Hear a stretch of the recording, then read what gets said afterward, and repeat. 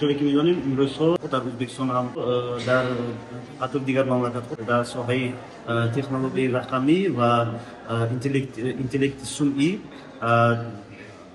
چقدر کارها عملی گردش شده است و برابر همین در ساحه ژورنالیستیک زمانوی تاثیر اینتלקت صنعی چطور و تا کدام درجه و اهمیت اینتלקت صنعی در ژورنالیستیک با کدام جهت و متدها معین کرده می شود. در همین موضوع ما با تشبث روزنامه ولایت آوار سمرقند و شعبه ولایتی اتفاق ژورنالیستان ازبکستان و انستیتوت زبان‌های خارجی монографияи علمی روی چاپ را دید و این монографияи جمعی میشه. در این مجموعه علمی باز چند پرسشنامه ها و برابر همین در عمل از اینتלקت صنعی چطور ژورنالیست استفاده می‌کنند. آید همین مقاله ها جمع آورده شده است که من فکر می‌کنم این البته برای تحقیقاتچی‌هایی که در ساحه ژورنالیستیک در ساحه اینتלקت صنعی و برابر همین شخصایی که در مثلا واسطه اخبار عموم فعالیت نشان میدن البته اهمیتی کلان دارد.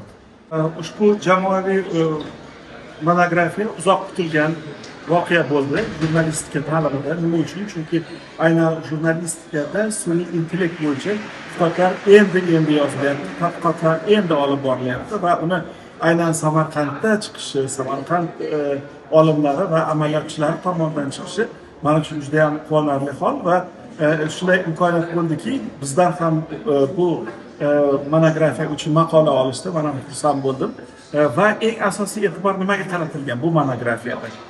Ham sun'iy intellekt jurnalistika uchun imkoniyat yaratyapti, lekin shu bilan birgalikda bizni gardanimizga yana yangi vazifalar va mas'uliyat yuklanyapti. Bu yerda misol uchun birinchidan o'sha jurnalistikani prinsiplari bo'lgan mualliflik huquqlari, dezinformatsiya muammolari, masalan, bugungi kunda ko'pchiligimiz uchun eng jiddiy muammolar qatoriga kiryapti.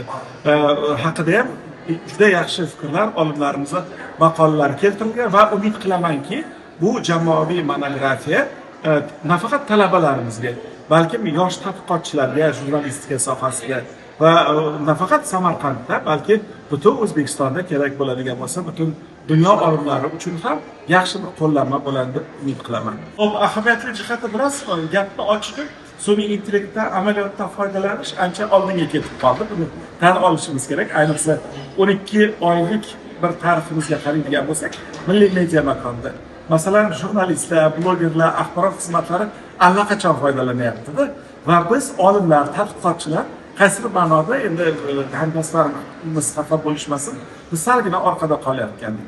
Vaholanki ilm fan har doim amaliyotdan oldinroq yurishi kerak. Shu nuqtai nazardan mayli birinchi qadam sifatida men juda ham qo'llab-quvvatlayman va bunday tadqiqotlar yana ham ko'payishi kerak deb o'ylayman. Bugun institutimizda juda ham ajoyib kun bo'ldi. Ayniqsa jahon matbuot erkinligi kuni arafasida bo'lib o'tayotgan tadbirda bir emas, bir nechta kitoblar taqdimoti bo'lib o'tyapti va shu kitoblar orasidan aynan sun'iy intellekt jurnalistikada qanaqa ta'sir ko'rsatishi haqida Berun Alimovni kitoblari chop etilgan va Sizlar uyushmasi Samarqand viloyat bo'limi Ovozi Samarqand gazetasi hamda Samarqand davlat chet tili instituti hamkorligida chop etilgan kitobni alohida ta'kidlab o'tsak bo'ladi. Bu kitob bugungi kunda jurnalistika sohasida sun'iy intellektni qay darajada qo'llash mumkin yoki uni integratsiya qilish mumkinligi haqida juda ham chiroyli fikrlarga boy kitob va shu kitobdagi maqolalardan birida muallif ekanligimdan xursandman. Biz maqolamizda ilmiy maqola, bu maqolamiz tadqiqot o'tkazilgan va bir nechta ommaviy axborot vositalarida chop etilgan materiallar yuzasidan tadqiqotlar olib borganmiz va tadqiqot natijalarini e'lon qilganmiz. Ya'ni bizda o'sha sun'iy intellektdan foydalanish ijobiy tomonlari hamda sun'iy intellektni to'laqonli jurnalistikani bosa olmasligini isbotlab ko'rsatib berganmiz. Qolaversa, bugungi kunda Samarqand davlat chet tillar institutida aynan xalqaro jurnalistika yo'nalishi mavjud va bu yo'nalishda shaxsan o'zim ham dars beraman. O'ylaymanki, bu adabiyotlar, bu kitoblar dars jarayonlarida foydalanish va talabalarga jurnalistika va sun'iy intellekt o'rtasidagi farqni va ularni bir-biriga qay darajada yordam bera olishligini ko'rsatib beradigan asosiy adabiyotlardan biri bo'ladi degan umiddaman.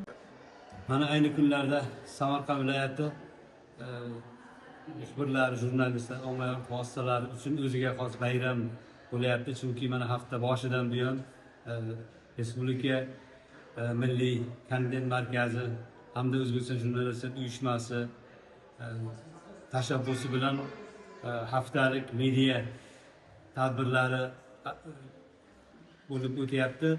Mana shu tadbirlarni orasida mana shu bugun O'zbekiston jurnalistlar uyushmasi Samarqand viloyati bo'limining keyingi 5 yilda qilgan ishlar faoliyatiga baho berildi, tanqidiy, tahliliy ko'rib chiqildi. Shu bilan birga bo'limning 2026-2030 yillardagi ish rejasi aytadigan bo'lsak, yo'l xaritasi belgilab olindi.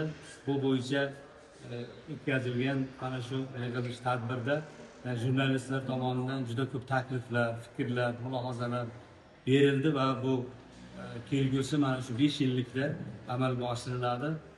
Shuni nazarga yuqorida aytganimdek, ushbu hafta jurnalistlar uchun o'ziga xos bayram dedim. Chunki oldimizda 3-may Jahon matbuot erkinligi kuni bayrami ham turibdi. Mana shu bayram bahonasida mana bugun Samarqand davlat chet tillar institutida bir yaxshi ajoyib tadbir ham tashkil etildi. Bu mana shu 4 ta kitob, bu aytish kerakki, har 4talasi mana shu yosh jurnalistlar uchun, zamonaviy jurnalistika uchun. Mana bu o'zimizni nimamizga, axborotga, umuman jamiyatga kirib kelgan mana shu jurnalistikani ko'plab qiziqtirayotgan sun'iy intellektdan qanday foydalanish bilan bog'liq masalalarga bog'liq kitoblar taqdimoti bo'lyapti. Qisqagina mana shu eng o'sha asosiy kitoblardan biri Ovoz Samarqand gazetasi hamda jurnalistlar uyushmasi Samarqand viloyat bo'limi va ushbu institut tashabbusi bilan tashkil etilgan, nashrdan chiqarilgan zamonaviy jurnalistika va intellekt, savollar va muammolar kitobi bugungi davrga eng javob beradigan kitob deb bilamiz. Nimaga deganda, mana bugun sun'iy intellektdan foydalangan holda jurnalistikani qanday olib borish kerak? Undan qanday to'g'ri foydalanish kerak? Mana zamonaviy jurnalistikani da kontent yaratish, keyslar qilishda qaysi jihatlarga e'tibor berish kerak? Bu haqida albatta bu kitobda to'liq bayon etilgan va mashhur respublikamiz, nafaqat Samarqand, balki respublikamizda o'z tajribalari bilan, o'zini boy mahorati bilan tanilgan jurnalistlarni maqolalari bu kitobdan o'rin olgan.